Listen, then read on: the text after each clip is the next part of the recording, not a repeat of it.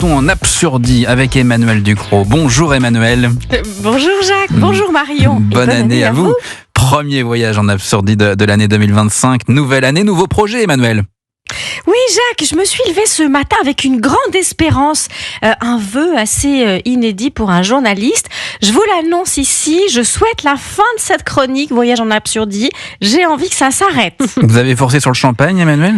Non, c'était raisonnable, sympa et raisonnable cette nuit, et mon vœu est très raisonnable lui aussi. On pourrait mettre fin à ce voyage en Absurdie si je n'avais plus rien à raconter, tout simplement.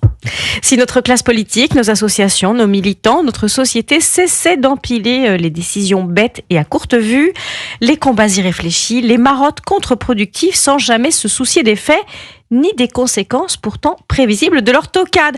Troquer la posture pour l'analyse des faits, penser aux objectifs, plutôt que s'accrocher à une idéologie intenable, ça doit bien être possible. Oui, mais 2024 n'en a pas pris le chemin. Oui, effectivement, ça c'est vrai. J'ai enquillé pas loin de 250 chroniques en un an et j'aurais facilement pu en faire le double. Et on arrive au bout de l'année dans une panade politique infernale. Plus personne ne sait où il habite, ni où il va. Le voyage en Absurdie touche au sublime. J'ai parfois l'impression d'être Ulysse, paumé dans une mer de n'importe quoi et de ne jamais voir le port. Mais vous avez plus d'espoir pour 2025 ? Oui, parce qu'en 2024, quelques boomerangs d'absurdité sont revenus au visage de ceux qui les avaient lancés avec une force inouïe et assez réjouissante. Ah oui, alors on est le 1er janvier, mais j'ai quand même le mauvais esprit de m'en réjouir. Je vais prendre un seul exemple, mais vraiment le meilleur, vraiment le plus savoureux.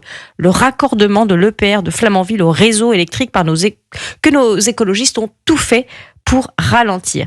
Ce raccordement arrive au moment même où les mêmes Verts, qui depuis des années se prosternent devant la politique énergétique allemande, fermeture de centrales nucléaires et éoliennes à gogo, doivent reconnaître que c'était totalement idiot.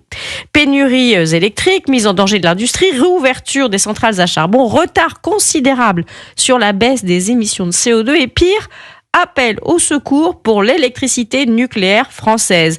Oui, les postures tenues en dépit du bon sens qui aboutissent au résultat inverse de celui désiré, ça finit par faire mal et ça va peut-être finir par leur servir de leçon. Mais peut-être finir par vous mettre au chômage.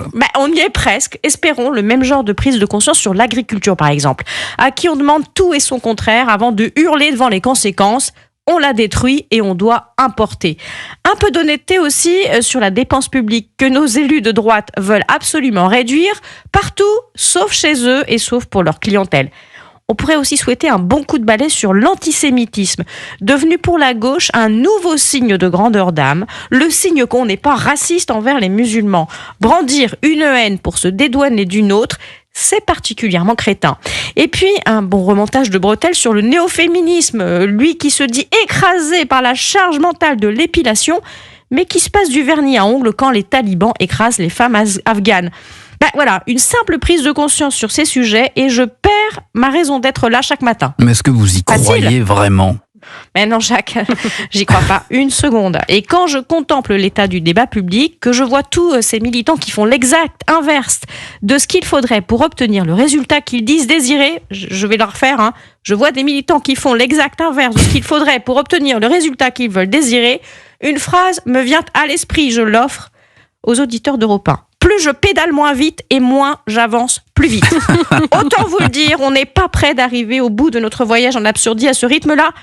Et on va se dire, Jacques, Marion, que c'est un mal pour un bien. Oui. Je continuerai à faire le trajet chaque matin avec les auditeurs d'Europe 1 et avec plaisir. Et en leur souhaitant tous mes vœux pour une belle année. Merci beaucoup Emmanuel Ducrot. Ce sera évidemment un plaisir de vous retrouver dès demain sur l'antenne d'Europe 1.